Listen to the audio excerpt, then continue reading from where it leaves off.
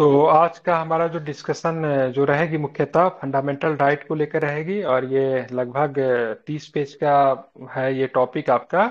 MCQ रहेगा लेकिन हम लोग डिटेल्स में देखेंगे। तो हाफ करेंगे, पार्ट 1 और पार्ट 2 में इसकी वीडियो आएगी। बहुत महत्वपूर्ण टॉपिक माना जाता है, मेंस की तो जान माना जाता है फंडामेंटल राइट, बीपीएससी मेंस के लिए। और लेकिन ये प्रीलिम्स का भी महत्वपूर्ण टॉपिक है, क्योंकि अगर पॉलिटी के अगर क्वेश्चन अगर पूछे जाएंगे तो एक क्वेश्चन तो फंडामेंटल राइट से 100% रहेगा। सर मेनली आर्टिकल्स यूपीएससी का वगैरह तो पूछे डेट बढ़ जाते ही हैं, ठीक गया है। है सर।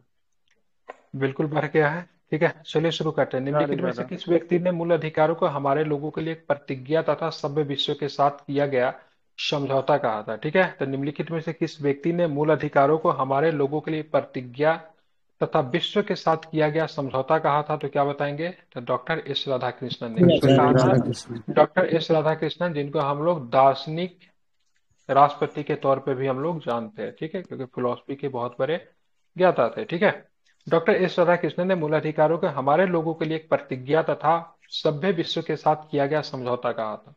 संविधान के भाग 3 में 12 से लेकर 35 तक मूल अधिकारों का विवरण है। इस संबंध में संविधान निर्माता अमेरिकी संविधान से प्रभावित है।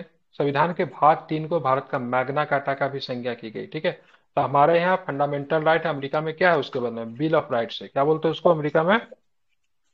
Bill of rights. Bill of rights. ठीक है, ध्यान में रखते हैं। ठीक है, क्या है? तो 6 प्रकार के फंडामेंटल राइट है। कभी 7 प्रकार का हुआ करता था, लेकिन वर्तमान में 6 प्रकार का। सबसे पहले समता का अधिकार, राइट टू इक्वलिटी। ठीक है, कहाँ से कहाँ तक अनुच्छेद इसमें दिखेंगे? तो 14 से लेके 18 तक। ठीक है, स्वतंत्रता का अधिकार की बात करें 19 से लेके 22 तक है। स्वतंत्रता के अधिकार के अंतर्गत है कि 19 का ए भी है, ठीक है, उसको हम लोग बाद में पढ़ेंगे। ठीक है, शोषण के विरुद्ध अधिकार है 23 से 24 तक है। धार्मिक स्वतंत्रता का अधिकार 25 से 28 तक है। संस्कृति एवं शिक्षा संबंधी अधिकार 29-30 में है। और संवैधानिक उपचारों का अधिकार की बात करेंगे अनुच्छेद 32 में है। ठीक है, ध्यान में रखना।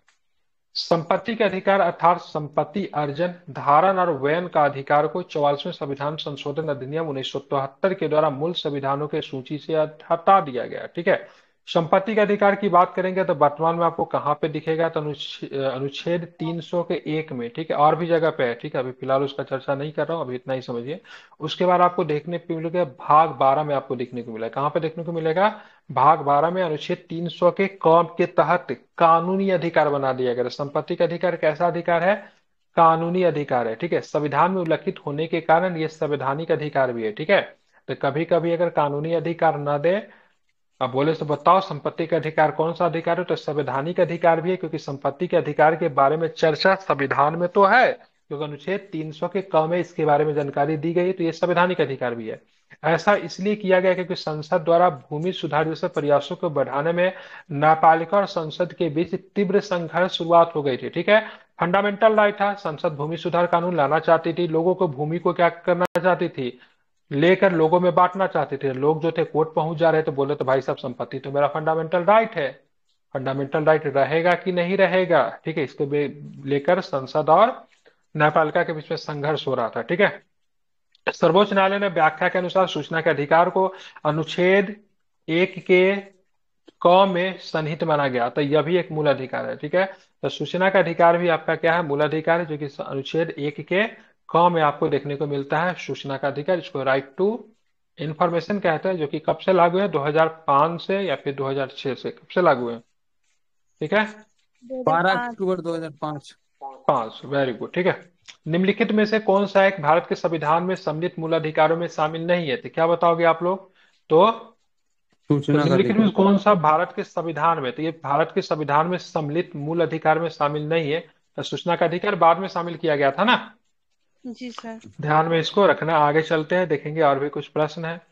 संविधान, भारत का संविधान मूल अधिकार के रूप में निम्नलिखित में से किसकी गारंटी नहीं देता? तो संपत्ति के अधिकार, राइट टू प्रॉपर्टी की गारंटी नहीं देता। ठीक है, तो इस प्रश्न का जो होगा ना, ये पहले का क्वेश्चन होगा। ठीक है, ध्यान में रखना है। ये जो क्वेश्चन जो है कब का होगा ना, 2012 का क्वेश्चन है, फिर भी इस तरह का आंसर लिया है। ठीक है, चलिए ठीक है। अब चलेंगे आगे, देखेंगे तो निम्नलिखित मूल अधिकारों में से कौन सा एक भारत के नागरिक के पास नहीं है? तो भारत के नागरिक के पास कौन सा अधिकार नहीं है? तो क्या बताएंगे?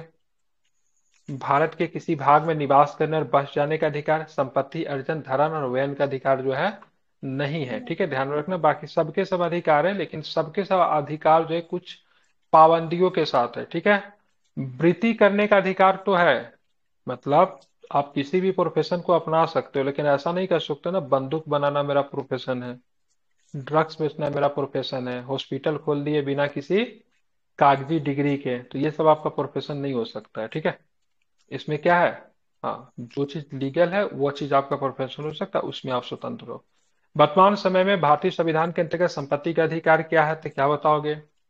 क्या है? वैध। वैधानिक अधिकार है, मोरल अधिकार है, या फिर कुछ भी नहीं है, ठीक है। तो वैधानिक अधिकार है, ठीक है। भारत में संपत्ति के अधिकार को मूल अधिकार से एक विधिक अधिकार में सम परिवर्तन किया गया, क्योंकि इसने भ्रष्टाचार के निवारण में सरकार के हाथ बांध दिए। इतने मुकदमे उत्पन्न किए कि न्यायपालिका पर अधिक भार पड़ गया। न्यायपालिका और संसद के बीच तीव्र संघर्ष पर तीव्र संघर्ष की शुरुआत हो गई, ठीक है। यह पॉलिटिकल साइंस ऑप्शनल में पूछा हुआ क्वेश्चन है, आइए इसका क्वेश्चन। निम्नलिखित में से कौन सा संवैधानिक अधिकार है परंतु मूलाधिकार नहीं है, तो क्या बताऊंगा, फिर से रिपीटेड क्वेश्चन है। संपत्ति रखने का अधिकार, देखिए इतने बार पूछा गया है, ठीक है। अब आते हैं भारत के संविधान के तहत निम्नलिखित में से कौन सा एक मौलिक अधिकार नहीं है, तो क्या बताएंगे, तो ध्यान में रखना है। तो राइट टू सिटीजन, ठीक है, नागरिकता का अधिकार आपका मौलिक अधिकार नहीं है, ठीक है, ध्यान में रखना है, इसीलिए नागरिकता आपकी छीनी भी जा सकती है। भारतीय संविधान इनमें से कौन सा अधिकार प्रदान नहीं करता है, ठीक है। तो समान आवास का अधिकार नहीं प्रदान करता है, ठीक है। समान आवास का अधिकार जो है भारतीय संविधान आपको प्रदान नहीं करता है, ठीक है। समानता का अधिकार है, धर्म का पालन करने का अधिकार है, स्वतंत्रता का अधिकार है, लेकिन समान आवास का कोई भी अधिकार आपको नहीं देती है, ध्यान में इसको रखना इंपॉर्टेंट है। अब आगे देखेंगे निम्नलिखित में से किन अनुच्छेदों द्वारा भारतीय संविधान में नागरिकों को मूल अधिकार की निश्चितता प्रदान की गई, तो आर्टिकल्स कहां से कहां तक, तो क्या बताएंगे, तो आर्टिकल्स 12 से लेके कहां तक, 35 तक, 35। ठीक है। लेकिन आप मूल अधिकार मिलता आप देखोगे ना, तो कहां से कहां तक पता है आपको, 14 से 32 तक, ठीक है। अब मैं ऐसा क्यों कह रहा हूं, तो देखिए 12 जो है से कहता है यहाँ पे स्टेट को डिफाइन करता है, ठीक है। 13 जो है सो बोलता है सो भाई साहब मूल अधिकार के खिलाफ बनी गई विधियां अल्पीकरण हो जाएगी, ठीक है। अब चलते 32 के बाद 33 की बात करेंगे, 34 की बात करेंगे और 35 की बात करेंगे, ठीक है। तो ये 33 जो कहता है से भाई साहब फंडामेंटल राइट से संबंधित नियम बनाने का अधिकार केवल संसद को होगा, ठीक है। 34 एक अलग तरफ का ही रूल है, ठीक है, यहाँ पे बोलता है मिलिट्री रूल के दौरान फंडामेंटल राइट का क्या किया जाएगा वो सब दिया हुआ है, ठीक है। नहीं, 34 में मिलिट्री रूल्स है, सॉरी।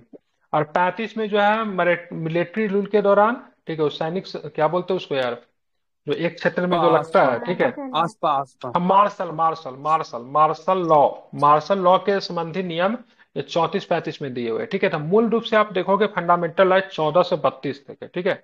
तो एक जगह मैं देखा था इसको और उसने 14 से 32 ही सही उत्तर लिया था, ठीक है।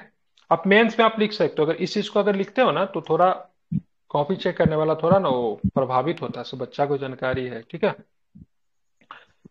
निम्नलिखित में से कौन से भारत के संविधान में दिए गए मूल अधिकारों से संबंध नहीं रखता है, ठीक है। तो 6 वर्ष से 14 वर्ष की आयु के सभी बच्चों के लिए निःशुल्क एवं अनिवार्य शिक्षा, मानव के दुर्व्यापार और बलात्कार श्रम का प्रतिषेध, ठीक है, ध्यान में रखना है। लोक स्वास्थ्य की अभिवृद्धि और मादक पेयों का प्रतिषेध, या फिर दुर्बल वर्गों के लोगों को विशेषकर अनुसूचित जातियों अनुसूचित जनजातियों के शैक्षणिक एवं आर्थिक हितों का संवर्धन। तब बताइए कौन सा मूल अधिकारों से संबंध नहीं रखता है, तो ध्यान रखना है 3 और 4 जो नहीं है, ठीक है। तो 3 और 4 नहीं, लोक स्वास्थ्य की अभिवृद्धि और मादक पेयों का प्रतिषेध किसका पार्ट है, डीपीएसपी का पार्ट है।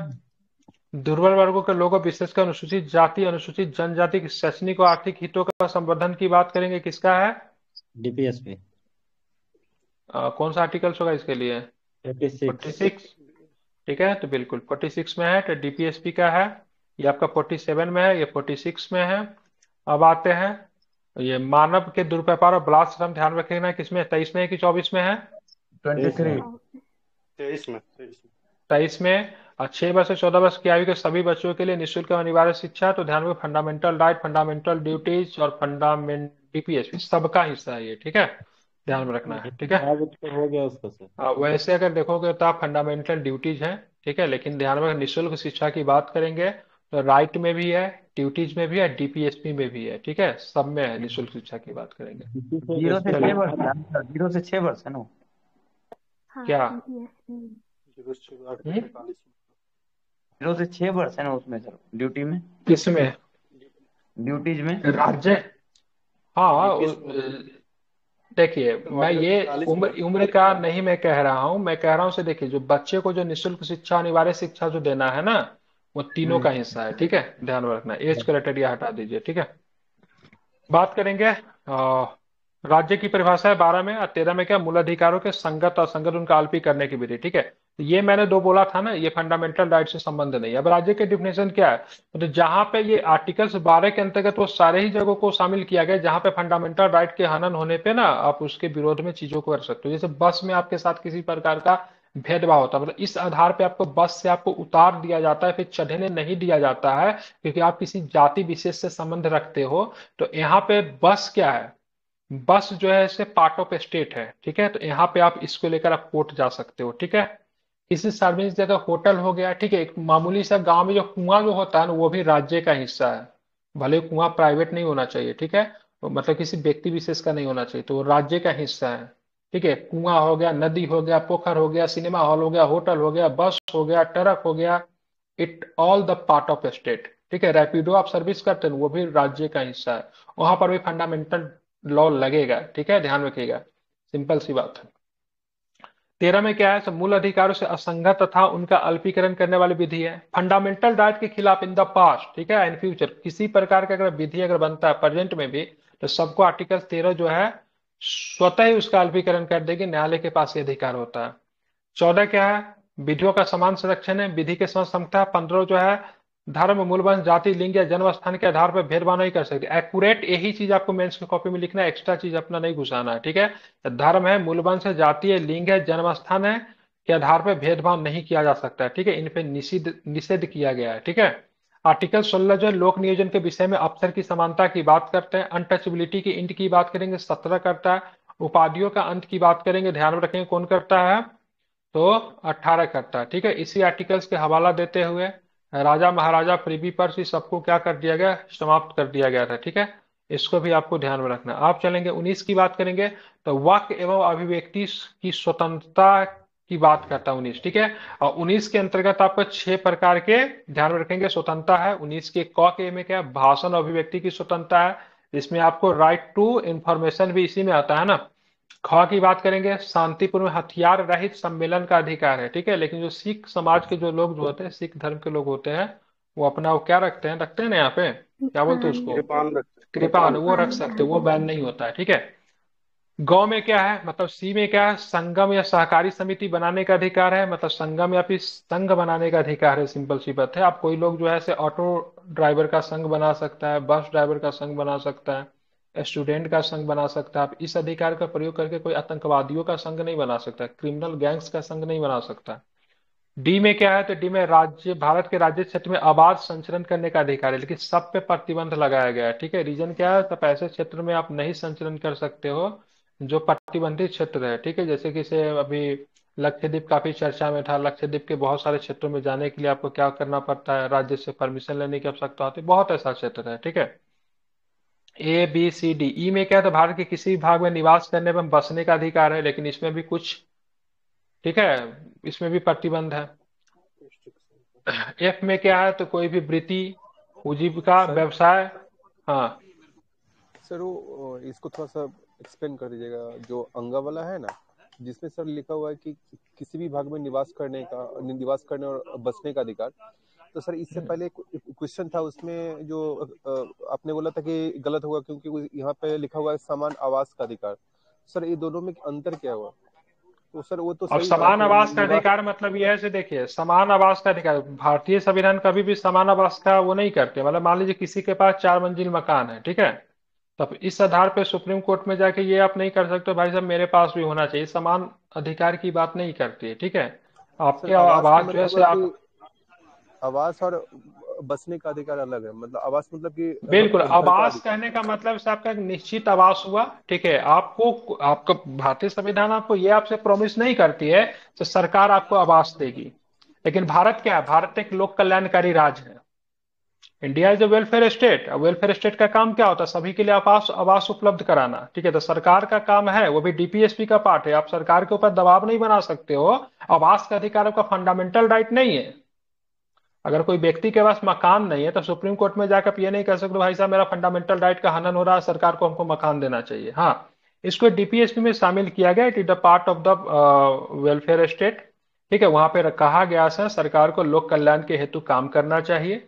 इसीलिए केंद्र सरकार राज्य सरकार दोनों काम कर रही है, ज्यादा से ज्यादा आवास देने की कोशिश करे। लेकिन क्या किसी व्यक्ति को देखे कोर्ट में जाके केस कर दिया मेरे पास घर नहीं है, तो समान आवास का अधिकार नहीं है। दूसरी बात, जो ये आर्टिकल जो है अंगा वाला जो है, भारत के किसी भी भाग में निवास और बसने का अधिकार है। तो किसी भी भाग में आप निवास भी नहीं कर सकते और किसी भी भाग में जाकर बस नहीं सकते। अब रीजन क्या है, दो चीजें मैं समझता हूँ। ड्यूरिंग द कोविड पीरियड की बात करेंगे, भारत के राज्य क्षेत्र में आवास संरक्षण करने का अधिकार को प्रतिबंधित किया गया था। कोई व्यक्ति महाराष्ट्र से, कोई व्यक्ति दिल्ली में है, उसको बॉम्बे जाना है, तो भाई ये अधिकार तो सिर्फ प्रतिबंधित है ना, बॉर्डर पे ही रोक दिया रहा था, राज्य से दूसरे राज्य में जाने के लिए प्रतिबंधित किया गया था। या फिर कोई व्यक्ति अगर अनुमति भी मिलता था तो देखिएगा पूरा डिटेल्स वगैरह चाहिए होता था, चेक वगैरह होता था। तो वहां पे पूरी तरीके से इस अनुच्छेद का, फंडामेंटल राइट का वो तो किया गया ना, वायलेट तो हुआ ना। तो मतलब इस अधिकार को कभी भी प्रतिबंधित कर दिया जा सकता है। कैसे, जैसे मान लीजिए किसी जगह पे देखिएगा ना बहुत बड़ी घटना घट जाती है, तो कुछ नेता जो है ना जाते हैं वहां पे उसका ना वो करने के लिए, फायदा लेने के लिए। ठीक है, तो वहां पे अधिकारी के द्वारा उनको रोक दिया जाता है, उनको अरेस्ट कर लिया जाता है, ऐसे नहीं आप नहीं जा सकते। ठीक है, आवास संरक्षण का अधिकार है, लेकिन इस जितने भी अधिकार जो 19 में दिए ना, सारे के सारे अधिकार शर्त के साथ है। ठीक है, तीसरे ये जो अधिकार जो किसी भाग में निवास करने का अधिकार है, ये नहीं है। मान लीजिए किसी अंडमान निकोबार आइलैंड हुआ, सपोज डेट में बता रहा हूँ, वहां पे कुछ जनजाति, सेम्पेन जनजाति है, कोई जोरबे जनजाति है, कुछ लोग बोलेंगे ऐसे नहीं, उसके उसी वहां पे जाके हम जमीन खरीदेंगे, वहां पे जाके हम घर बनाएंगे, तो संभव नहीं, नहीं बना सकते, वो रिजर्व क्षेत्र है। अब बात करेंगे छोटा नागपुर टेंसी एक्ट हो गया, संथाल परगना एक्ट हो गया, उसके कुछ रिजर्व जगह है। ठीक है, फिक्स ऐसे भाई साहब वहां पे संथाल समुदाय के लोग ही रहेंगे, वहां पे जाके कोई आवास नहीं बना सकता है। रीजन क्या है, मान लीजिए आप अपना फंडामेंटल राइट को सुरक्षित करने के लिए ये अधिकार का अगर आप प्रयोग करते हैं तो क्या होगा, किसी दूसरे का अधिकार तो समाप्त हो रहा है, आप उसके प्राइवेट स्पेस में जाके आप उनको क्या करें, प्रभावित कर रहे हैं। तो हमारे यहाँ अधिकार दिया गया, लेकिन ये भी ध्यान रखेगा कि किसी के अधिकार से दूसरे का अधिकार प्रभावित ना हो, क्योंकि अगर आपका अधिकार अगर सुरक्षित है तो दूसरा का अधिकार भी सुरक्षित रखने का अधिकार है। मतलब अपने अधिकार का प्रयोग करने के समय हमेशा ध्यान रखिए तो दूसरे का अधिकार प्रभावित ना हो। तो किसी भी क्षेत्र में आप जाके निवास तो नहीं कर सकते हो, हाँ ज्यादातर सेंस है, लेकिन इसमें प्रतिबंध के साथ ये सारे अधिकार आपको दिए गए। जैसे जम्मू कश्मीर में कुछ दिन पहले तक नहीं था, लेकिन अब है वहां पे। और भी बहुत सारी चीजें हैं, बहुत सारे राज्य अभी भी है नहीं जा सकते। जैसे यहाँ पे क्या बोलते हैं इनको, इनर लाइन परमिट लगता है। ठीक है, क्या बोलते हो, इनर लाइन परमिट 1867-68 का आई थिंक कोई कानून है, इनर लाइन परमिट लगाना पड़ता है। नॉर्थ ईस्ट के बहुत सारे स्टेट में जाने के लिए आपको इनर लाइन परमिट लेना पड़ता है, पहले परमिशन लेना पड़ता है। लक्षद्वीप में जाने के लिए भी आपको इनर लाइन परमिट लगता है, तो नियम है। ठीक है, ब्रिटिश के दौरान ही ये कानून बना हुआ है। तो आप कहीं पर भी जाके निवास नहीं कर सकते हो। ठीक है, उसके बाद कोई वृत्ति उजीविका व्यवसाय का व्यापार करने का अधिकार है, लेकिन इसमें भी क्या प्रतिबंधित है, स्किल्ड होना चाहिए। अगर आप कोई व्यापार कर रहे हो, अगर उसमें स्किल चाहिए तो वो स्किल होना चाहिए। जैसे मान लीजिए कोई व्यक्ति जो है मेडिकल शॉप खोल रहा है, या फिर जो क्या बोला प्रैक्टिस कर रहा है, मेडिकल लाइन का प्रैक्टिस कर रहा है, डॉक्टरी का प्रैक्टिस कर रहा है, तो उसके पास डिग्री होना चाहिए। ठीक है, ऐसा नहीं कि कोई भी व्यक्ति कल डॉक्टर बन जाएगा वो मरीज को देखना शुरू कर दे। ठीक है, तो कोई भी वृत्ति उजीविका व्यवसाय करने का अधिकार है, शर्तों के साथ है। ठीक है, इसमें जितने भी अधिकार जो दिए गए ना आर्टिकल 19 में, सारे के सारे अधिकार में शर्त के साथ है। इसलिए हमारा हमारा जो ध्यान में रखना है, हमारा जो फंडामेंटल राइट जो है, ठीक है, वह सापेक्ष है। ठीक है, निरपेक्ष नहीं है। ठीक है, ध्यान में रखना है। ठीक है, क्या है, हमारा अधिकार जो है निरपेक्ष सर नहीं है, इसी को सापेक्ष है। सर इसी को युक्ति युक्त प्रतिबंध बोलते हैं ना सर। हाँ बिल्कुल, युक्तियुक्त प्रतिबंध लगाया गया, बिल्कुल। ठीक है, 20 की बात करेंगे तो अपराधों के लिए दोष सिद्धि के संबंध में संरक्षण है। मतलब कहने का मतलब है से अगर आपने आज अपराध किया तो आज जो कानून है उसी कानून के आधार पे आपको सजा होगी। ठीक है, भले आपको सजा आज से 15 साल बाद हो, लेकिन 15 साल बाद जो कानून है उस आधार पे नहीं होगी। जिस तारीख को आपने क्राइम किया उसी तारीख के अपराध में आपको उसी तारीख के तहत आपको सजा दी जाएगी। पीछे के कानून, आगे के कानून के आधार पर आपको सजा नहीं मिलेगी, और एक अपराध के लिए आपको एक ही बार सजा मिलेगी। ठीक है, प्राण एवं दैहिक स्वतंत्रता का अधिकार है, ये कभी भी प्रतिबंधित नहीं होती है। 20-21 की बात करेंगे, ध्यान में रखना है, काफी इंपॉर्टेंट है। ठीक है, 20-21 किसी भी परिस्थिति में नहीं समाप्त होता है। ठीक है, लेकिन जब 358 लगता है तो 358 के तहत सारे फंडामेंटल राइट को 358 के तहत कौन सा फंडामेंटल राइट समाप्त होता है ड्यूरिंग द इमरजेंसी, या एक्ट 359 है, बताइए जरा इसको। 1920 19 और 21 अरे अंठावन नहीं उनसठ तो सर, तीन ये सौ तो सर अंठावन और 359 में तो 20 21 कभी भी 300 समाप्त ही नहीं होगा। ये तो कभी नहीं समाप्त तीन सौ होता है। उनसठ में सर 20 21 को समाप्त तो नहीं हो सकता है, और हाँ 358 ठीक में है। 19 को समाप्त कर दिया जाता है। देखिए 358 अगर आएगा तो ये वाला अधिकार जो है ना ये सब समाप्त हो जाएगा स्वतः ही, ठीक है। और 359 आएगा तो जितना फंडामेंटल राइट बचा 19 के सिवाय सब समाप्त हो जाएगा, 20 21 नहीं समाप्त होगा, ठीक है। 20 21 किसी भी परिस्थिति में समाप्त नहीं हो सकता है, ठीक है। प्राण और दैहिक स्वतंत्रता का संरक्षण दिया गया, प्राण और दैहिक स्वतंत्रता समाप्त होगा लेकिन किस परिस्थिति में, ठीक है। तो इसमें रूल ऑफ लॉस लगता है, आप क्राइम करो, ठीक है, बहुत सारी प्रक्रिया होती है, सजा होगा, फांसी की सजा होगा, तब जाके होगा, ठीक है। तो एक बहुत प्रोसीजर है, तभी जाके किसी व्यक्ति का प्राण लिया जा सकता है, न कि मतलब सामान्य तरीके से। 19 के 21 के कौ में क्या है, तो 6 वर्ष से 14 वर्ष तक के बच्चों का अनिवार्य एवं निःशुल्क शिक्षा, प्रारंभिक शिक्षा का अधिकार है, क्योंकि 66वां संविधान संशोधन 2002 के में जोड़ा गया, ठीक है। और इसको अगर बात करेंगे ड्यूटीज में भी जोड़ा गया, कितना नंबर का अधिकार है ड्यूटीज में, कितने नंबर का ड्यूटीज है ये, 11 नंबर का ड्यूटीज है, ठीक है। और डीपीएसपी की बात करेंगे तो स्टेट का भी भाई राइट होगा सब भाई, 0 से लेके 5 साल के बच्चों को मतलब क्या करो वो दो, उसका शिक्षा वगैरह का ध्यान रखो, उसका भरण पोषण को ध्यान रखो। हाँ 0 से लेके 6 साल उसमें बच्चों को क्या करती है वो, तो शिक्षा का ध्यान रखे। आंगनबाड़ी केंद्र आपने देखा है, वहां पे देखिए बच्चा का ना शिक्षा के साथ पोषण का भी काम किया जाता है, खाना वगैरह दिया जाता है, वो देखते हो दवा वगैरह ये सब जो मिलता है तो वो सब राज्य का कर्तव्य होगा, ठीक है। 22 की बात के कुछ दशाओं में गिरफ्तारी और निरोध से संरक्षण है, ठीक है।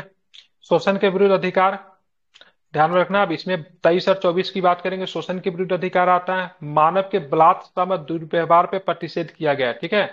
23 में, 24 में क्या है, कारखानों आदि में बालकों के नियोजन का प्रतिषेध और धर्म की स्वतंत्र सॉरी नियोजन का प्रतिषेध किया गया है, ठीक है। 24 में तो मतलब 24 केवल बच्चों के लिए है, 23 की बात करेंगे तो संपूर्ण मानव जाति के लिए है, ठीक है। कंफ्यूज मत होना, 23 क्या है, संपूर्ण मानव जाति के लिए है, 24 की बात करेंगे किसके लिए है, तो स्पेशली बच्चों के लिए, ठीक है।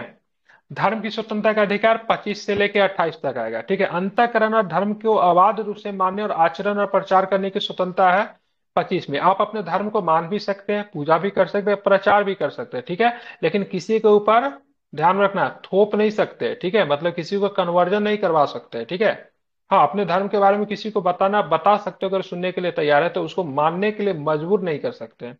26 में क्या है, धार्मिक कार्यों का प्रबंधन का अधिकार है, ठीक है। अपने धार्मिक कार्य से संबंधित जो प्रबंधन वो आप करो, जैसे आपको मस्जिद बनाना है, मंदिर बनाना है, जो करना है करो। आपको जुलूस निकालनी है परमिशन के साथ निकालिए, पूजा करना है कीजिए। अभी दुर्गा पूजा हुआ, क्या होता है, धार्मिक कार्यों का प्रबंधन की स्वतंत्रता, आर्टिकल 26 ही तो काम कर रहा था यहाँ पे, ठीक है। 27 में क्या है, किसी विशेष धर्म संपोषित करने वाले करों के संदाय के बारे में स्वतंत्रता। अगर मान लीजिए आप किसी को अपने धर्म से संबंधित, जैसे मान लीजिए आपका इनकम जो है 8 लाख के पार चला जा रहा है, ठीक है, आपको लग रहा है भाई साहब 8 लाख से पार चला गया, 2 लाख रुपया तो आप मेरा टैक्स में जाएगा। तब उतना पैसा अगर किसी अगर अपने धार्मिक चीजों में अगर दे देते हैं, दान दे देते हैं तो टैक्स फ्री होता है, ठीक है। तो किसी धर्म को आप संपोषित कर रहे हैं, आप किसी धर्म को बढ़ावा दे रहे हैं, ठीक है, उसको फंड कर रहे हैं, उसको ग्रूम कर रहे हैं, तो वैसे कंडीशन में करों के संदाय के बारे में स्वतंत्रता है, आपको टैक्स नहीं देना। 28 क्या है, कुछ शिक्षा संस्थाओं में धार्मिक शिक्षा का अधिकार, उपासना में उपस्थित होने के बारे में स्वतंत्रता है। ध्यान रखें कुछ कुछ शिक्षा संस्थान में, सभी के द्वारा नहीं, स्पेशली ध्यान रखना है वह शिक्षा संस्था जो होगा स्टेट के द्वारा फंडेड नहीं होगा। मतलब कोई व्यक्ति ऐसा नहीं है से जो सरकारी स्कूलों में बैठकर, ठीक है, ज्ञान दे रहा है, ठीक है, खूब अच्छा धर्म के बारे में चीजें बता रहा है, लोगों को प्रभावित कर रहा है, बच्चों को नहीं कर सकता। कुछ शिक्षा संस्थाओं में जनरली धार्मिक शिक्षा संस्थान होगा, जिसे कोई मदरसा समझ लीजिए, हो सकता है कोई आरएसएस का स्कूल है अपना, ठीक है, या फिर समझ लीजिए कोई मिशनरी का स्कूल है, ठीक है, तो वहां पे ये चीजें हो सकती है। सांस्कृतिक एवं शैक्षणिक अधिकार की बात के 29-30 में है। यहाँ पे अल्पसंख्यक वर्ग के हितों का संरक्षण से संबंधित है। 29 क्या कहता है, अल्पसंख्यक वर्गों का हितों का संरक्षण की जाएगी। अल्पसंख्यक कौन है, तो भारत में अल्पसंख्यक की बात करेंगे तो ध्यान रखेगा तो मुस्लिम, सिख, ईसाई ये सब अल्पसंख्यक में आते हैं। शिक्षा संस्थाओं की स्थापना कर पाएंगे, प्रशासन करने के अल्पसंख्यक वर्गों का अधिकार है, वो अपने अनुसार शिक्षा संस्था भी बना पाएंगे, ठीक है, जब मदरसा हो गया, ठीक है, सिख का भी अपना है शिक्षा, क्या बोलते हैं उनका भी अपना है, ईसाइयों का भी है, सबका है। 32 का भी महत्वपूर्ण है, संवैधानिक उपचारों का अधिकार है। मतलब ये जितना ये ऊपर में आप अधिकार देख रहे हो ना, इतना ये सारा अधिकार शून्य है जब तक ये अधिकार नहीं है, ठीक है। तो इसको सारे अधिकार को संरक्षक माना जाता है, बॉडीगार्ड माना जाता है, ठीक है। तो अगर इस अधिकार के बिना किसी भी अधिकार का कोई भी वैल्यू नहीं है, ठीक है, मतलब कोई भी अधिकार अगर आपका समाप्त होता है तब यही अधिकार आपका क्या करेगा, काम करेगा। ठीक है।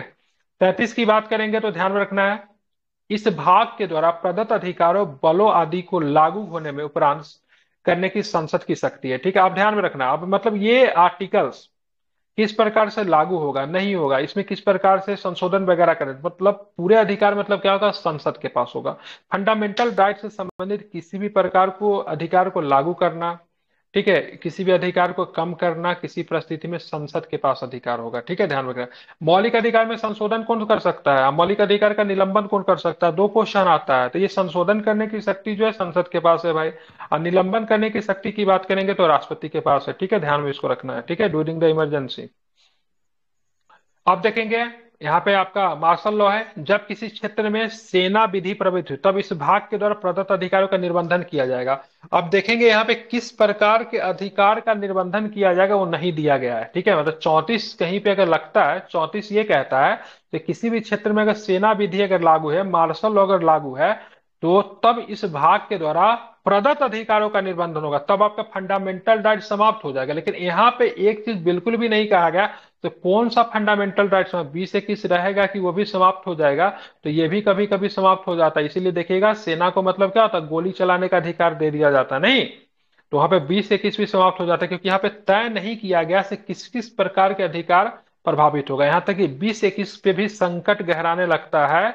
और भाई साहब, ठीक है, जहां पे वो लगा रहता है ना, क्या नाम है वहां पे लगा ना, नॉर्थ ईस्ट में भूल गया, आसपा वगैरह। ठीक है, तो आसपा वगैरह में सेना अगर किसी को मार भी दे तो आप उससे क्वेश्चन नहीं कर सकते हो, पता है ना आपको, है कि नहीं।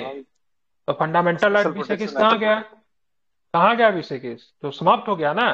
तो यहाँ पे क्लियर ही नहीं किया है, डिसाइड कौन करेगा। ठीक है, तो ये थोड़ा खतरनाक है। तो बताइए ये अधिकार है क्या, ये तो अधिकार को कम कर रहा है कि अधिकार को बढ़ा रहा है, क्या कर रहा है ये, अब कम कर रहा है ना। तो इसीलिए मैंने बोला था अधिकार जो है ना सर 14 से लेकर 32 तक ही है। ठीक है, मेनली 33 34 35 जो है सब बस वो अधिकार की बात नहीं करता, हाँ पार्ट ऑफ फंडामेंटल राइट है, लेकिन अधिकार नहीं है। ठीक है, इस भाग के उपबंधों को प्रभावी करने के लिए विधान है। ठीक है, ध्यान में, इस भाग के उपबंधों को प्रभावी करने के लिए विधान है, किस प्रकार से होगा, आर्टिकल्स 35 में दिया हुआ है। ठीक है, तो ये सारे के सारे जो थे फंडामेंटल राइट के महत्वपूर्ण आर्टिकल्स थे, पूछे जाते हैं एग्जाम में, आपको याद होना चाहिए। ठीक है, निम्नलिखित में से कौन सा मूल अधिकार का भाग नहीं है, शिक्षा का अधिकार नहीं, अल्पसंख्यकों द्वारा शैक्षणिक संस्था स्थापित करने का अधिकार नहीं है, या फिर अगर बात करेंगे तो उपाधियों से विभूषित होने का अधिकार नहीं है। कौन सा अधिकार नहीं है, तो राइट टू कॉन्फेड विथ टाइटल्स। ठीक है, जैसे पहले जो थे ना, तो राजा महाराजा राजकुमार ये सब कहा जाता था, लेकिन आई थिंक 1971 में, ठीक है, इसको समाप्त कर दिया। इंदिरा गांधी की सरकार थी, 1971 में प्रीवी पर्स को भी समाप्त किया, इसको भी समाप्त कर दिया। ठीक है, तो ध्यान रखना ये नहीं है। अनुच्छेद की बात करें, कौन सा अनुच्छेद है, 18 बहुत बढ़िया। ठीक है, 18। ठीक है, ऐसा ही निंद में रहा करो। ठीक है, धर्म आदि के परिचय, ये लड़की जब भी आंसर बोलती है ना, ज्यादातर केस में आसान प्रश्न का उत्तर गलत देती है। धर्म आदि के आधार पर विभेद का प्रतिषेध भारत के संविधान के अनुच्छेद 15 का एक मूल अधिकार है, जिसे इसके अधीन वर्गीकृत किया गया है। ठीक है, तो ये आर्टिकल्स 15 किस में आएंगे, 14 से लेकर 48 तक किसमें है, 14 से लेकर 18 तक किसमें है, राइट टू इक्वलिटी है ना, राइट टू इक्वलिटी है, समानता का अधिकार है। ठीक है, अब आते हैं बलात् श्रम अथवा बेगार, भारत के संविधान के निम्नलिखित में से कौन से अनुच्छेद का अतिक्रमण है। ठीक है, 23 का। बेगार समझते हैं ना क्या होता है, बेगार समझते हैं ना क्या होता है, मतलब बेगार का मतलब होता है भाई साहब आपसे काम करवा रहे हैं और उसके बदले में कुछ पैसा नहीं दे रहे हैं। हाँ ठीक है, तब बंधुआ मजदूरी अधिनियम भी एक आया था। कब आया था बंधुआ मजदूरी अधिनियम, साल बताइए, संसद के द्वारा पारित करके कितना, बिल्कुल ठीक है, 76 में आया था। ठीक है, बिल्कुल ठीक है। जितने भी समाजवादी कार्य की थी ना, वह इंदिरा गांधी के, इंदिरा गांधी अपने आप को समाजवाद का सबसे बड़ा वो समझती थी। ठीक है, प्रोटेक्टर समझती थी। ठीक है, भारत को बोला जाता है इंदिरा गांधी के शासनकाल को समाजवाद का सबसे बड़ा, क्या बोली थी, खुद को तो बोली थी मैं समाजवाद का सबसे बड़ा ब्रांड एम्बेसडर, लाइक ऐसा कुछ स्टेटमेंट उसने दी थी। ठीक है, आप चलेंगे आगे, समानता का अधिकार की बात करेंगे, मिलान करना है। बताइए 14 किस में जाएगा, ये बताइए कि इसका कौन सा आर्टिकल है, इसका ये जो यहाँ पे दिया हुआ है, क्योंकि उधर मिल जाएगा ना सब, कौन सा आर्टिकल है ये, 15 ठीक है, ये आपका 15 है। ठीक है, ध्यान रखना ये कौन सा है, तो ये आपका बात करेंगे तो ये आपका 15 है। ठीक है,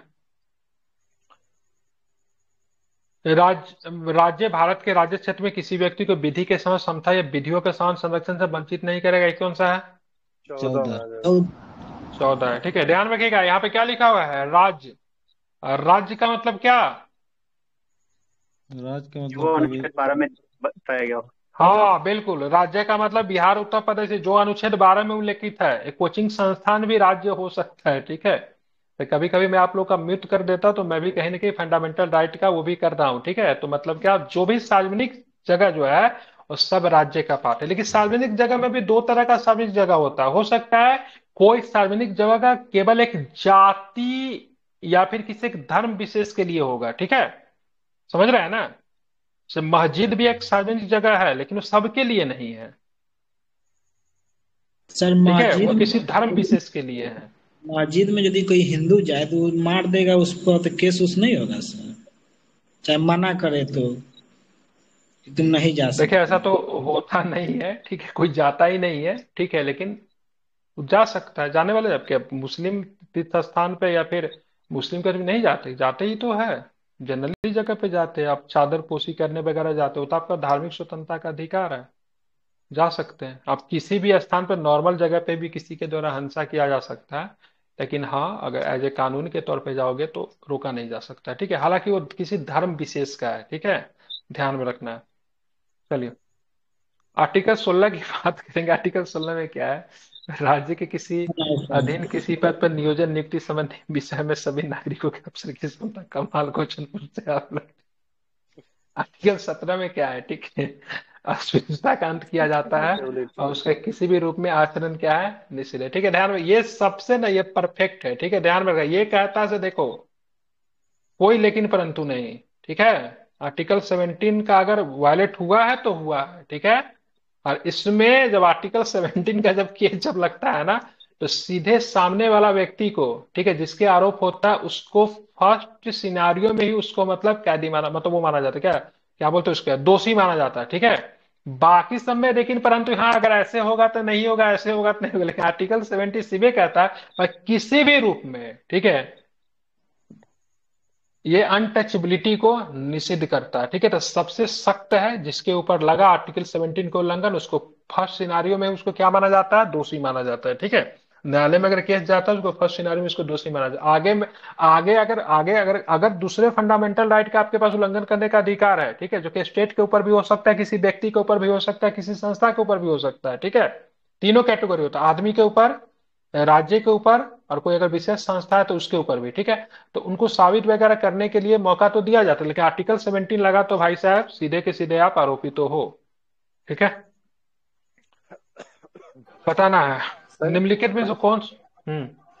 सर एक डाउट था कि सर मतलब जितने भी मूल अधिकार है उसका हनन होता है तो डायरेक्टली सुप्रीम कोर्ट या हाई कोर्ट हम जा सकते हैं, लेकिन सर इसी में मतलब फंडामेंटल राइट्स में ही कुछ ऐसे मूल अधिकार है जिनके लिए कानून बनाया गया है। क्यों बनाया गया है? जब वो ऑलरेडी मतलब उसका हनन होगा तो वो तो सुप्रीम कोर्ट या हाई कोर्ट तो जा ही सकता है, तो फिर कानून क्यों बनाया? जैसे कि आर्टिकल 17 हुआ सर, 23 हुआ या 24 हुआ, तो ये सब में सर जो कानून दिया हुआ कि हाँ मतलब अनटचेबिलिटी लॉ या बेगार के लिए जो कानून है उसको बनाने का मतलब क्या है? जब ऑलरेडी हाँ, सुप्रीम कोर्ट या हाई कोर्ट में हम जा ही सकते हैं तो क्यों मतलब बनाया है? अरे तो मतलब मान लीजिए कोई फंडामेंटल राइट का अगर उल्लंघन होता है, ठीक है, जैसे बंधुआ मजदूरी अधिनियम लाया 1976 में, ठीक है, जो कि आर्टिकल 23 के आधार पर लाया। ठीक है, 1976 में इसको एक्ट लाया।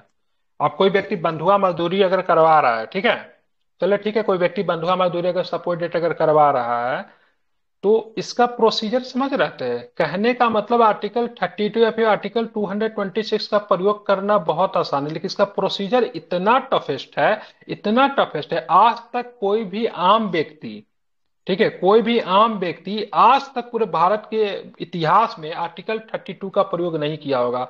लास्ट टाइम मेरे जानने वाले दूर दूर तक किसी व्यक्ति ने नहीं किया है। आपके जानने वाले ने कोई किया होगा तो बताइएगा।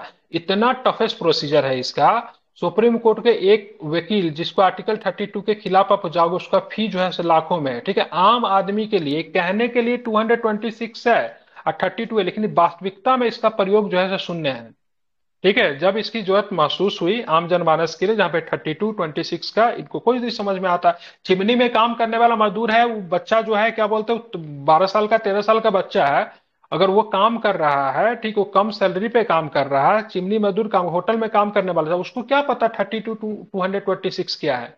तो इसी को देखते हुए संसद ने बोला से भाई साहब ये तो है, संविधान में दे दिया गया, हटा नहीं सकते, कोर चीज है, ठीक है, फेडरल का स्ट्रक्चर है, लेकिन इसकी वास्तविकता क्या है, वास्तविकता में तो इसका यूज नहीं हो रहा है, इसका गलत तरीके पर प्रयोग हो रहा है, क्योंकि जो लोग इसका गलत तरीके पर प्रयोग कर रहे हैं उनको भी पता है कि व्यक्ति कभी भी 32 और 226 का प्रयोग नहीं करेगा। इसलिए सिंपल शब्दों में संसद ने इस कमी को पहुंच पकड़ा, ठीक है, और इसको अधिनियम बना दिया, मतलब इसको कानून के रूप में परिवर्तित कर दिया, ठीक है। चाइल्ड लाइफ प्रोटेक्शन, सॉरी क्या बोलते हैं, ये बंधुआ मजदूरी अधिनियम लेकर आ गए, ठीक है। वो जो छोटे छोटे बच्चों को जो काम करते उसको लेकर संसद ने क्या, अधिनियम पारित कर दिया। अब अधिनियम पारित हो गया, ठीक है, आप समझिए। अब क्या हो गया, यहाँ पे बंधुआ मजदूरी अधिनियम 1976 हो गया, ठीक है। अब जाके किसी भी व्यक्ति का ये अगर होता है तो कोई थर्ड पर्सन भी थाना में जाके केस करते हैं, या फिर वो व्यक्ति खुद ही थाना में चला जाएगा, तो बहुत आसान प्रक्रिया, ना तो यहाँ पे कोर्ट का कोई लफड़ा है, न तो किसी बड़े से लॉयर को हाजिर करना है, न तो आपको राजधानी में जाके हाई कोर्ट में जाके केस करना है, न तो सुप्रीम कोर्ट में जाके केस करना है। मामूली थाना में केस जाएगा, पुलिस नियम बनाएगी, इस एक्ट के अनुसार पे पकड़ेगी जो व्यक्ति है, उसको सीधे न्यायालय में पेश करेगी। तो प्रोसीजर को आसान बनाने के लिए ऐसा किया गया, ठीक है। क्योंकि कोई व्यक्ति अगर आप ही को बोल दिया जाए आप 32 का प्रयोग करें, कर पाओगे, नहीं कर पाओगे। देखने में तो बहुत अच्छा लगता है, ठीक है, लेकिन इसका जो वास्तविकता में इसका यूज जो है बहुत टफेस्ट है, ठीक है। लास्ट टाइम किसने किया था नहीं किया था वो भी नहीं पता है, ठीक है। नगण्य के बाद 5 साल 10 साल पे कोई व्यक्ति एक बार इसका यूज करता है, ठीक है, लेकिन वही अधिनियम अगर बन जाएगा तो बार बार प्रयोग होगा। समझ रहा है ना। तो लॉ को सिंप्लीफाइड करने के लिए संसद ने इसको बनाया, क्योंकि जो चीजें जो थी संविधान में दे दिया गया, ठीक है, लेकिन वो सिंप्लीफाइड नहीं, तो सिंप्लीफाइड करने का काम किसका, पार्लियामेंट का काम है। तो पार्लियामेंट ने इसको नियम बनाया, ठीक है। और वो स्टेट का काम भी होता है उसके कल्याणकारी नियम बनाए, ठीक है, राज्य का ये काम भी होता है, parliament is the part of the state, ठीक है, उसका काम भी है। क्योंकि आपका ये बंधुआ मजदूरी का अधिनियम तो कहीं ना कहीं से फंडामेंटल राइट में है, लेकिन कहीं ना कहीं से आप देखेंगे डीपीएसपी के भी किसी प्रावधान में आपको दिख जाएगा, दिखेगा ना। तो इसी लॉ को सिंप्लीफाइड करने के लिए अधिनियम लेकर आया गया, और सब कुछ का अधिनियम है। एनिमल्स के लिए भी है, ह्यूमंस के लिए भी है, डिफरेंट चीजों के लिए बनाया गया है। चलिए, आई थिंक समझ में आ गया होगा। चलिए, अब देखेंगे निम्नलिखित में से कौन से भारत के संविधान के अनुच्छेद 14 और 18 के उपबंधों के अधीन समता के अधिकार के संबंधित है, ठीक है। तो धर्म, मूल, जाति, लिंग या जन्म स्थान के आधार पर विभेद का प्रतिषेध कौन सा आर्टिकल्स कहता है, 15, ठीक है। लोक नियोजन में विषय में अवसर की समानता 18, अल्पसंख्यकों और शिक्षा और संबंधी के ये तो नहीं होगा ना, ये 29-30 है ना, और यहाँ पे 17, ठीक है, सॉरी 16 मिस्टेक, ठीक है। तो 1 और 2 और 4, ठीक है, क्या हो जाएगा, 1 2 4 की बात करेंगे तो ये आपका सही है, ठीक है। हाँ, उसके बाद अगर बात करेंगे, बताइए मूल अधिकारों का निम्न में से कौन सा वर्ग अस्पृश्यता की समाप्ति को समाविष्ट करता है, तो क्या बताएंगे, तो क्या हो जाएगा 17, ठीक है, जो कि समता का अधिकार है। कौन सा अनुच्छेद अस्पृश्यता को उन्मूलन करता है, तो क्या बताएंगे 17 करता है। निम्नलिखित में से पुरुषों और स्त्रियों की संपूर्ण समता का उपमान निम्नलिखित में से किसमें किया गया है, ठीक है। मतलब which one of the following provides of the complete equality of main and women in India, ठीक है। तो 14 और 15 में है, भारत के संविधान की 5वीं अनुसूची में है, या फिर अगर बात करें भारतीय स्वतंत्रता अधिनियम में है, ठीक है, या फिर कहाँ पे भारत के संविधान का अनुच्छेद 20 में है। तो 14 और 15 में है ना। समता के अधिकार की बात होती है ना, तो भाई किसी प्रकार की भेदभाव नहीं की जाएगी, ठीक है। बताना है भारत के राज्य क्षेत्र में विधि के समझ समता अथवा विधियों के समान संरक्षण की गारंटी भारत के संविधान के निम्नलिखित में से किस अनुच्छेद में दिया जाता है, तो क्या बताएंगे। तो सबसे पहला विधि के समान समानता है, और विधियों के समान संरक्षण की भी गारंटी दी गई, दोनों प्रकार का है, ठीक है। 14, बताना निम्नलिखित में से भारत के संविधान का कौन सा अनुच्छेद कानून के समझ समानता से संबंधित है, तो क्या बताएंगे, तो क्या है, तो 14 हो जाएगा, क्या हो जाएगा, तो ध्यान में रखना 14 हो जाएगा, ठीक है। भारतीय संविधान में समानता का अधिकार 5 अनुच्छेदों के द्वारा प्रदान की जाती है, तो कौन सा, 14 से लेके 18 तक है, कहां तक है, तो 14 से लेके 18 तक है, ठीक है। निम्नलिखित मूल अधिकारों को किस संवर्ग में अस्पृश्यता के रूप में किए गए विभेदन के रूप में संरक्षण सम्मिलित है, ठीक है। तो क्या बताएंगे, समता का अधिकार, जिसको राइट टू इक्वलिटी कहते हैं, ठीक है। भारतीय संविधान में नौकरियों का समान अवसर किसमें दिया गया, तो क्या बताएंगे, आर्टिकल 16 में दिया गया है। ठीक है, बताइए ये फंडामेंटल राइट है क्या, इसमें भेदभाव नहीं होता, इसमें भी होता है बिल्कुल। तो ये डिपेंड है, भेदभाव के अंदर भी भेदभाव है। ठीक है, भेदभाव के अंदर भी भेदभाव है। ठीक है, निम्नलिखित में से कौन सा, निम्नलिखित में से कौन से भारत के संविधान में शोषण के विरुद्ध अधिकार का भाग होने के रूप में विचार करता है, तो किसमें है शोषण के विरुद्ध अधिकार, तो क्या बताएंगे, तो ये पहला ऑप्शन मानव के दुर्व्यापार और बलात् श्रम का प्रतिषेध की बात करेंगे, वो है कारखानों और खानों में बालकों के नियोजन का प्रतिषेध है, दोनों है। ठीक है, तो ध्यान रखेंगे ऑप्शन नंबर 1 एंड 4 की बात करेंगे, है। ठीक है, भारतीय संविधान का कौन सा अनुच्छेद अल्पसंख्यक वर्ग के हितों का संरक्षण से संबंधित है, तो क्या बताएंगे, तो आर्टिकल 29 है। ठीक है, ध्यान में रखना है। निम्नलिखित में से कौन से अधिकार भारतीय संविधान के अनुच्छेद 32 के अंतर्गत प्रवर्तित किए जा सकते हैं, तो ध्यान रखिएगा फंडामेंटल राइट, मौलिक अधिकार है। ठीक है, ध्यान में रखना है, इंपॉर्टेंट है। और बात करेंगे आर्टिकल 32 क्या है, संवैधानिक उपचारों का अधिकार भी मौलिक अधिकार है। ठीक है, इसको ध्यान में रखना, भूलना नहीं है। ठीक है, किस अनुच्छेद के तहत एक व्यक्ति अपने मूल अधिकारों के उल्लंघन के लिए उपचार पाने का अधिकार है, तो क्या बताएंगे, आर्टिकल 32। ठीक है, ध्यान में रखना है। भारत के संविधान में प्रति स्थापित निम्नलिखित में से कौन से मौलिक अधिकार केवल नागरिकों को संबंधित है, तो मैं लिख दे रहा हूं, सुन लीजिए, 15, 16, 19, 29, 30, ये केवल भारतीय नागरिकों को ही मिलता है। ठीक है, 15, 16, 19, 29, 30। ठीक है, तो ये मिलेगा, ये मिलेगा, ये मिलेगा, 21 सबको है, ऐसा नहीं कि विदेशी कोई आएगा तो उसका जान ले लीजिएगा। ठीक है, तो मतलब क्या है, तो ध्यान रखना है, दूसरा नंबर को छोड़ के सारे ही सही थे। फिर से लिख रहा हूं, 15, 16, 19, 29, 30, ये केवल किसको मिलेंगे, तो केवल भारतीय नागरिक को, केवल इंडियन सिटीजन्स को ही मिलेंगे। ठीक है, ध्यान में रखना, वही सारी चीजें रिपीट है, तो मैं इसको नहीं पढ़ा रहा, आगे बढ़ रहा हूँ। ठीक है, भारतीय संविधान में निम्नलिखित में से कौन सा मौलिक अधिकार भारतीय नागरिकों को ही प्राप्त है, तो वही याद रखेगा, 15, 16, 19, 29, 30।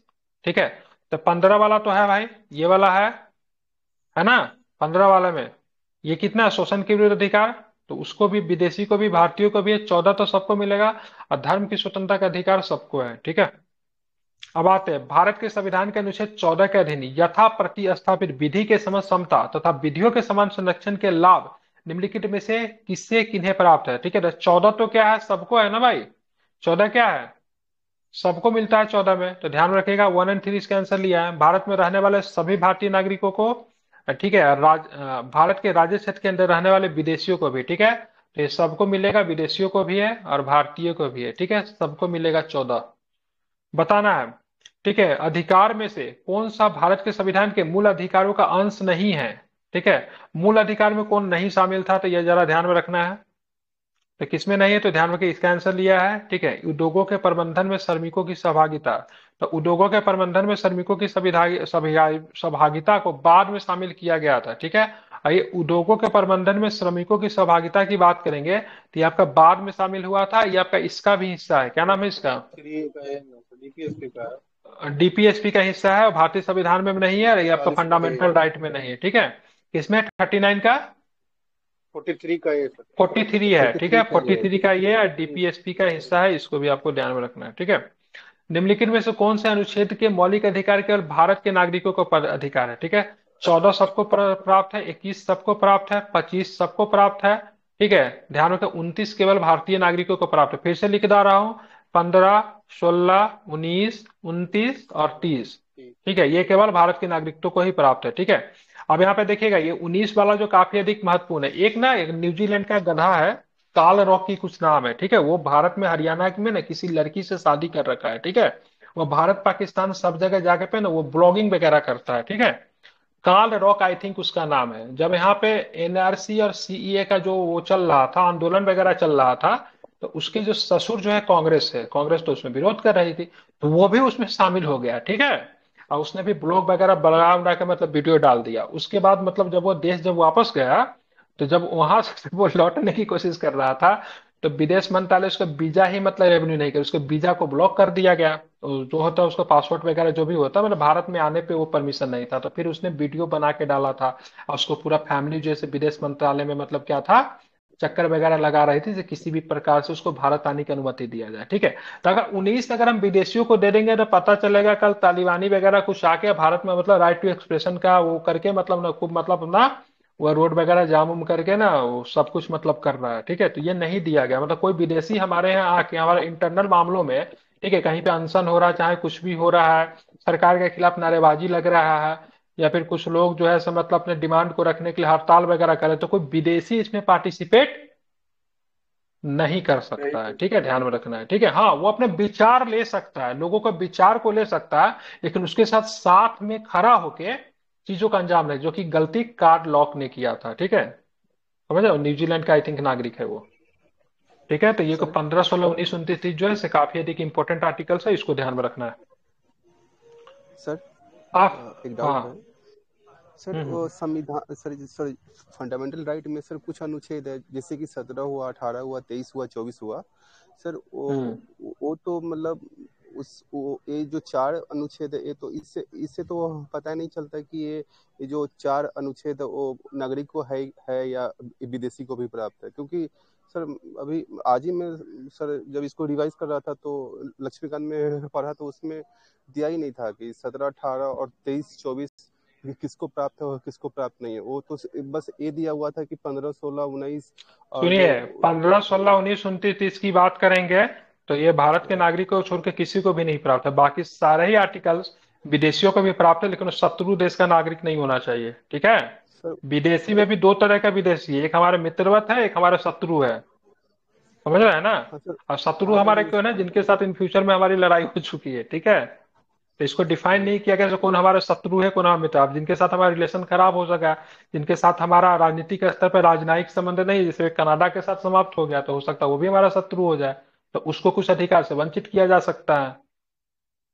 समझ रहे हैं ना। तो इसमें भी कुछ है, उतना डीप में जाने की क्या जरूरत है। तो विदेशी देशों में भी दो तरह के देशों को, आपने कभी ताजमहल या फिर लाल किला वगैरह पे टिकट कटवाया आपने, तो वहां पे देखिएगा लिखा रहता है, यहाँ पे रहेगा विदेशी, यहाँ पे रहेगा भारतीय, एक जगह पे रहेगा ना दक्षेश या फिर सार्क देश के सदस्य, सार्क देश के नागरिक, जैसे नेपाल भूटान वगैरह रहेगा, तो उसका टिकट काफी कम रहता है। ठीक है, उससे कम भारतीयों का टिकट रहता है।